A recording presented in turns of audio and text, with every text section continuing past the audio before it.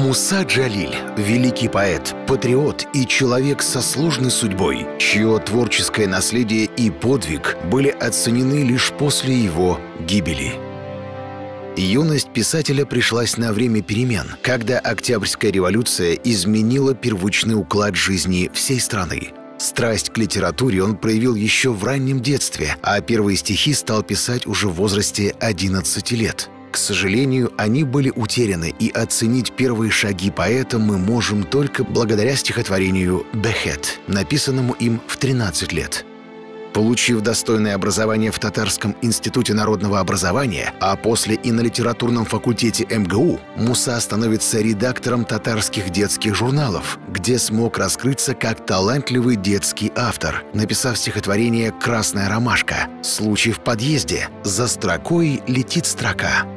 Параллельно он создавал множество произведений, посвященных родине, революции и советской власти. К концу 1930-х Муса занял пост главы татарского отделения Союза писателей и так бы и дальше писал стихотворения о жизни в мирное время. Но все планы были разрушены началом Великой Отечественной войны.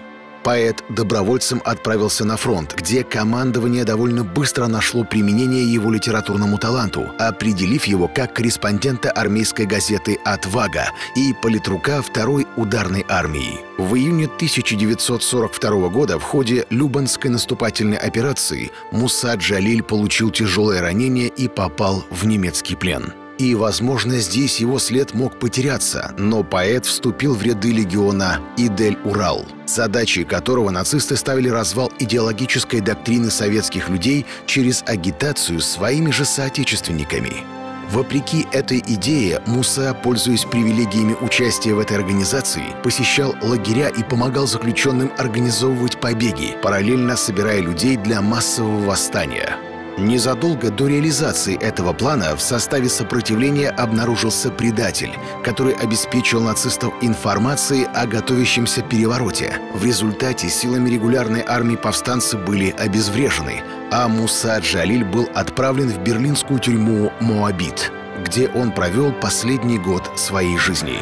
Казалось бы, такой маленький срок, что можно успеть сделать за это время? Но именно здесь, под жестким надзором гестапо, поэт создал свой самый главный труд – сборник стихотворений «Моабитская тетрадь». Используя блокноты, тетради, молитвенники и все, на чем можно было писать, он словами отразил все ужасы войны, преданность родине и показал, как оставаться человеком, даже находясь в самом пекле террора. Все материалы перед своей казнью он передал сокамернику с просьбой передать рукописи на родину. Муса Джалиль был казнен на гильотине в 1944 году, а его черновики в итоге дошли до поэта Константина Симонова, но лишь в 1953 году.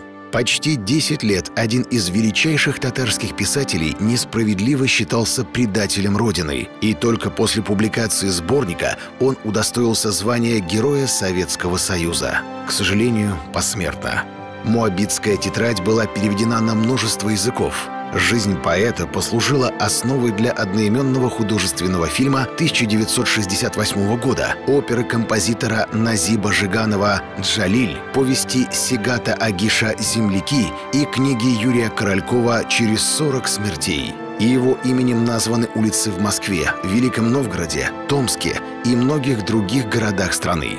Бюст поэта украшает Васильевский остров Санкт-Петербурга и город Кокшетау в Казахстане.